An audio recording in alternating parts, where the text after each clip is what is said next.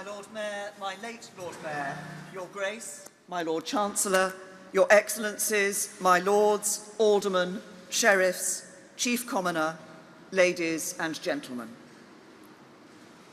We meet tonight in a world transformed. A year ago, few of us would have predicted the events ahead. A clear, determined decision to leave the European Union and forge a bold, new, confident future for ourselves in the world.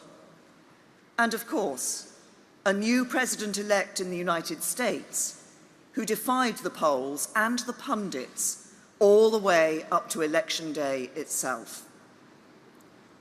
Change is in the air, and when people demand change, it is the job of politicians to respond.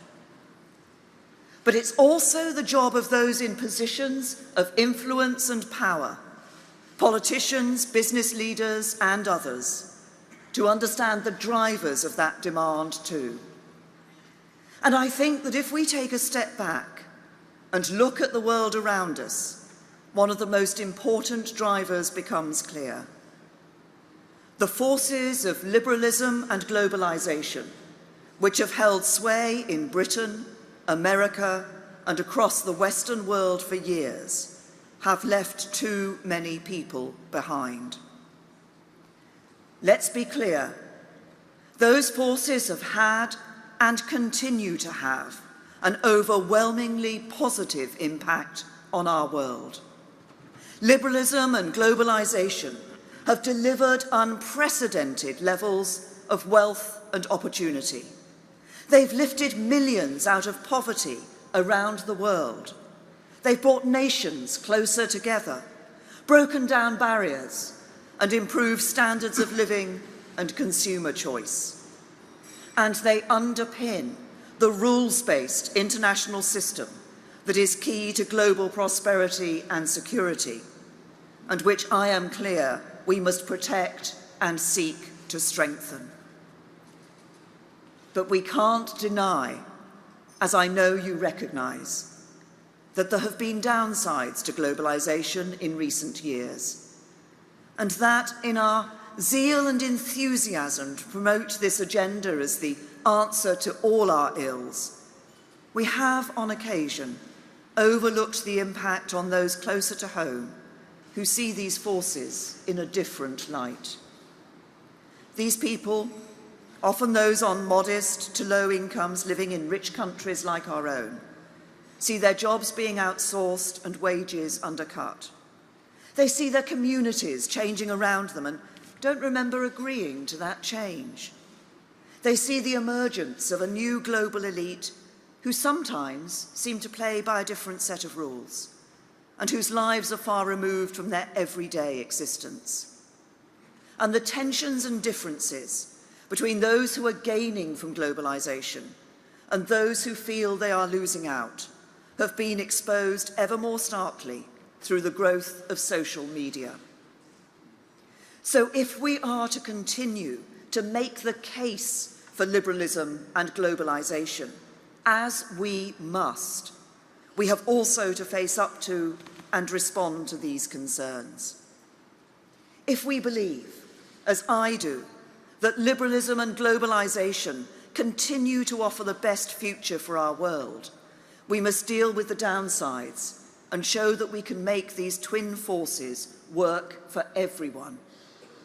Because when you refuse to accept that globalization in its current form has left too many people behind, you're not sowing the seeds for its growth, but for its ruin. When you fail to see that the liberal consensus that has held sway for decades has failed to maintain the consent of many people, you're not the champion of liberalism, but the enemy of it. When you dismiss the very real and deeply felt concerns of ordinary people, whether here at home or abroad, you're not acting to defend your worldview, but to undermine it. And there is no contradiction between embracing globalization and saying it has to be managed to work for everyone. Indeed, as anti-globalization sentiment grows, it's incumbent on those of us in positions of leadership to respond, to make sense of the changing world around us, and to shape a new approach that preserves the best of what works and evolves and adapts what does not. That is the true mark of leadership, not standing inflexibly, refusing to change, and still fighting the battles of the past, but adapting to the moment, evolving our thinking, and seizing the opportunities ahead. That is the kind of leadership we need today, and I believe that it is Britain's historic global opportunity to provide it. So often, over our long history, this country has set the template for others to follow. We have so often been the pioneer, the outrider, that has acted to usher in a new idea or approach. And we have that same opportunity today. To show the world that we can be the strongest global advocate for free markets and free trade, because we believe they are the best way to lift people out of poverty, but that we can also do much more to ensure the prosperity they provide is shared by all. To demonstrate that we can be the strongest global advocate for the role businesses play in creating jobs, generating wealth, and supporting a strong economy and society, but that we can also recognise that when a minority of businesses and business figures appear to game the system and work to a different set of rules, the social contract between businesses and society fails, and the reputation of business as a whole is undermined. To show that our departure from the European Union is not, as some people have wrongly argued, Britain stepping back from the world, but an example of how a free, flexible, ambitious country can step up to a new global role in which, alongside the traditional trading blocs, agile nation-states like Britain can trade freely with others according to what's in their own best interests and those of their people. This is a new direction, a new approach to managing the forces of globalisation so that they work for all, and it is the course on which the government I lead has embarked. For over 6 centuries, this very banquet has celebrated the pioneering brilliance of our nation as a global champion of free trade. Now, as we leave the European Union, I believe we can show the way forward again. First, for as long as we are members of the EU, we will continue to lead the way in pressing for an ambitious EU trade agenda, just as we have done in supporting the very welcome recent EU-Canada deal. Second, as we leave the European Union, we will also use the strength and size of our economy to lead the way in getting out into the world and doing new business with old allies and new partners alike. We will use the freedoms that come from negotiating with partners directly to be flexible, to set our own rules and forge new and dynamic trading agreements that work for the whole world, UK. That is also why, in our negotiations on leaving the European Union, we're not trying to replicate the deal that any other country has with the EU, and we're not going for an off-the-shelf solution. All of us here tonight know that there's not some choice between hard Brexit and soft Brexit. It's about how business and government works together to get the best deal, the right deal for Britain, and the right deal for businesses working across the continent. But third, to be the true global champion of free trade in this new modern world, we also need to do something to help those families and communities who can lose out from it. So government cannot afford to take a hands-off approach. We have to act to ensure that the prosperity delivered by free trade and free markets is shared by all. That's why in Britain we're developing a new industrial strategy that will seek to ensure working people in every part of the country can really benefit from the opportunities that trade brings. There are people with great new businesses and brilliant new inventions in every part of this country. Huge, untapped potential. So our new modern industrial strategy will back the strengths of every area. They're great universities, they're clusters of dynamic businesses, they're fast-growing startups, so that all parts of our country and all parts of our society see the benefits of growth. This won't be about propping up failing industries or picking winners. That is the job of competition and free markets. It will be about getting Britain firing on all cylinders again by creating the conditions where winners can emerge and grow across all sectors, in all parts of the country, and for the benefit of all. And I believe this can be a template that other nations can follow. As I argued at my first G20 summit earlier this year, we need every nation, developed and developing, to ensure that the benefits of trade are fairly shared. This will not just be good for them, it will enhance our own prosperity too. And it will be fundamental in maintaining global support for the free trade and open markets that we believe in. So there is a clear role for governments. But businesses have an important role to play in this new future too. If you listen to some of my political opponents, you would be forgiven for thinking that business is part of the problem. I am clear that for a global Britain to thrive in a global economy, business is part of the solution. The economic recovery since the financial crisis almost a decade ago has shown what business can achieve, with a record number of people in work and more businesses than ever. And business is also at the forefront of driving social change around the world, as I saw firsthand on my visit to India last week. With British businesses like Kano using technology to teach children to code, and Oxford Nanopore, specialists in gene sequencing, whose work could help dramatically reduce the costs involved in screening illnesses in India. So the government I lead is unequivocally and unashamedly pro-business. We will not duck the big decisions on which your success depends, whether it's High Speed 2, Hinkley Point, or Heathrow. We will ensure confidence and stability in our economy by continuing to cut the deficit, and together with the work of our independent Bank of England, support new opportunities for business to create jobs. We will do everything we can to make the UK outside the EU the most attractive place for businesses to invest and grow. Already, by showing our commitment to the UK's future competitiveness, we've secured a new deal with Nissan in the North East and a groundbreaking agreement with America that Wales will not just be the European hub, but rather a global hub for maintaining, repairing, overhauling and upgrading the F-35 fighter aircraft.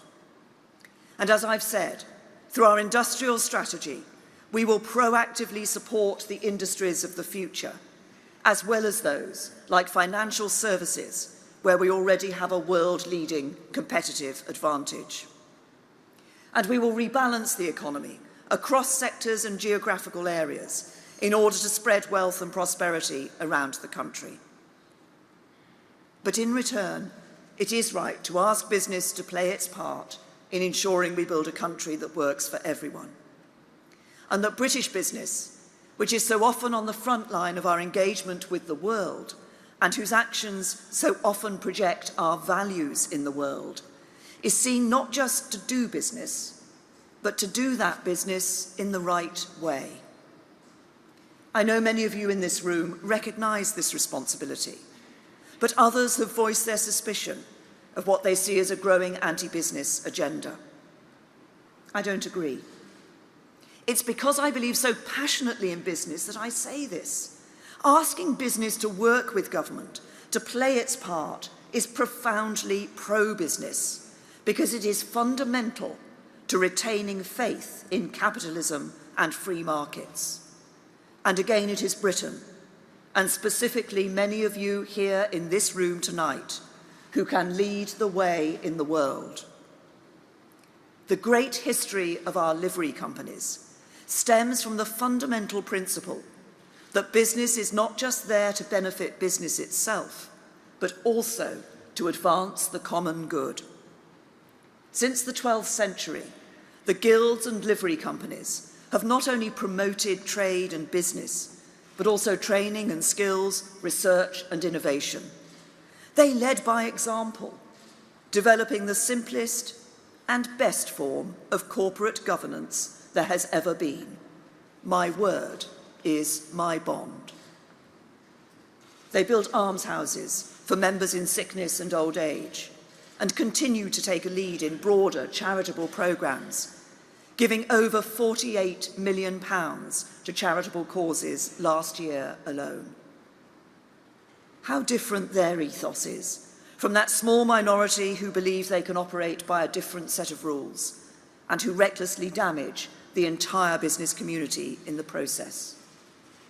Together, we can forge a modern version of the responsible approach to business that has been championed by our livery companies for generations. And in doing so, we can preserve and celebrate the power of business to create jobs and prosperity for us all. So at this moment of change, we must respond with calm, determined, global leadership to shape a new era of globalization that genuinely works for all. We should be confident about our ability to do so, because British leadership is already playing a pivotal role in meeting so many of the global challenges that affect our security and prosperity. It is Britain that is in the vanguard of the fight against global terrorism, working across borders to disrupt the networks terrorists use to finance their operations and recruit to their ranks, and which just 2 months ago secured a first ever UN Security Council resolution on aviation security. It is Britain that is the only country in the G20 to meet its commitment to spend 2% of GDP on defence and 0.7% of gross national income on overseas development, driving forward the implementation of the Sustainable Development Goals to eradicate absolute poverty by the end of the next decade. It is Britain that is a leading member of the coalition supporting Iraq to defeat the scourge of Daesh, that has agreed to send 800 troops to Estonia as part of NATO's presence in Eastern Europe, that is supporting Nigeria in the fight against Boko Haram, and that is reinforcing its commitment to peacekeeping forces in South Sudan, Somalia, and Kosovo. And it is Britain that is leading the way in pioneering international efforts to crack down on modern slavery wherever it is found. Time and again, it is British leadership, British hard and soft power, that is at the forefront of how the world responds to the greatest challenges of our time. So I stand here confident that in facing these new challenges, once again, Britain can lead. That together, we can shape a new approach to globalization, to enhance the prosperity of not just some of our citizens, but all of our citizens. That together, by meeting this national moment with a truly national effort, we unite our whole country by making the UK a country that works for everyone. That together, we can rise to this moment and seize this great global opportunity of our time, to provide the leadership that will ensure the prosperity of your businesses, the success of our country, and the future of the world we want to leave for our children. So let us seize the moment, and let us do so together.